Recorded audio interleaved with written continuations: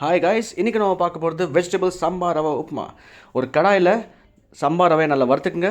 அதுக்கு வெங்காயம், carrot, beans, cabbage, தக்காளி எல்லாத்தையும் நல்லா பொடி பொடியாக கட் பண்ணி வச்சுக்கலாம். பாருங்கள், வறுப்பட்ட சம்பா ரவை சூப்பராக இருக்குது. தாளிச்சிக்கிறதுக்கு கடாயில் எண்ணெய் போட்டு கடுகு, உளுத்தம்பருப்பு, கடலைப்பருப்பு, வரமிளகா எல்லாத்தையும் போட்டு நல்லா சூப்பரான வதக்கி ஃபைன். பாருங்கள், நல்லா பொரியாக வந்துடுச்சு. அதில் பெருங்காயம் போட்டுக்கலாம் நம்ம. அப்புறம் நறுக்கி வச்ச வெங்காயம், கருவேப்பிலை, கேரட், பீன்ஸ், நறுக்கி வச்சுருக்கிற பச்சை மிளகா, இஞ்சி எல்லாத்தையும் போட்டு நல்லா கோல்டன் ப்ரௌன் கலர் வரைக்கும் நல்லா வறுத்துக்குங்க. கூடவே தக்காளி போட்டுங்க. நல்லா சூப்பராக மேஷ் ஆகிற மாதிரி நல்ல கன்சிஸ்டன்சிக்கு வந்துருச்சு. இந்த ஸ்டேஜில் நம்ம கேரட், கேபேஜ் இது எல்லாத்தையும் போட்டு நல்லா வறுத்துக்கலாம். கொஞ்சோண்டு பட்டாணியும் போட்டுங்க, நல்லா சுவைக்கு.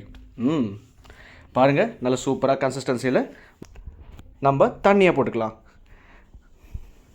தண்ணி போட்டுட்டு உப்பு போட்டுருங்க.